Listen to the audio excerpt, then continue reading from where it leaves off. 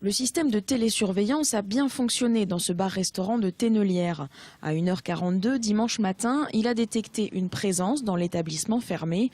L'alerte a été donnée et les gendarmes prévenus immédiatement, mais le ou les cambrioleurs ont été très rapides. Je me suis rendu en moins de 10 minutes sur les lieux et il n'y avait plus personne et tout était vide. Réserve de tabac, bouteilles de champagne, argent liquide, matériel informatique. Pour le gérant du bistrot Roman, le préjudice est important. Le chiffrage est en cours, mais on va avoisiner les 20 000 € de préjudice. Je travaille entre 16 et 17 heures par jour. Pour arriver à un résultat pareil, c'est pas... On s'en fout, blousé quoi, c'est pas normal. Aujourd'hui, une enquête de gendarmerie est en cours.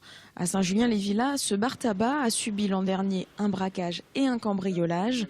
Encore aujourd'hui, le propriétaire souhaiterait pouvoir mieux se protéger. On peut envisager naturellement les caméras ou un système d'alarme. Donc ici, nous sommes équipés de systèmes d'alarme, aussi de vidéos. Comment dire, on attend de l'administration qu'on nous donne l'autorisation de monter l'enfumage. En cas d'effraction, ce système de diffusion de brouillard permet d'enfumer tout un magasin en quelques secondes. Un moyen d'éviter les vols, mais le dispositif coûte plusieurs milliers d'euros.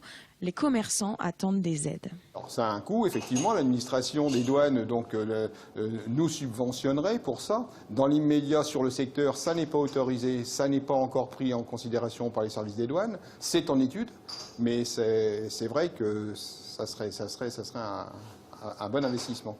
On attend ça avec impatience pour pouvoir effectivement dormir plus tranquille et que de savoir, même si c'est pas agréable de se faire ouvrir l'établissement, qu'on puisse au moins ne pas se faire dévaliser. À Tennelière, le propriétaire va attendre d'avoir sécurisé le site avant de se réapprovisionner en tabac. Mais les cambriolages ne sont pas le seul fléau pour les buralistes. En cas de braquage, certains aimeraient aussi pouvoir se défendre. Les gens qui m'ont agressé étaient porteurs d'une arme électrique, donc un taser. Pourquoi ne pourrions-nous pas en avoir un, légalement? Le taser, c'est une arme, c'est un fait, mais on ne tue pas avec ça. La Chambre syndicale des buralistes au bois prévoit d'organiser une réunion sur ces questions de sécurité. Elle devrait avoir lieu mi-décembre.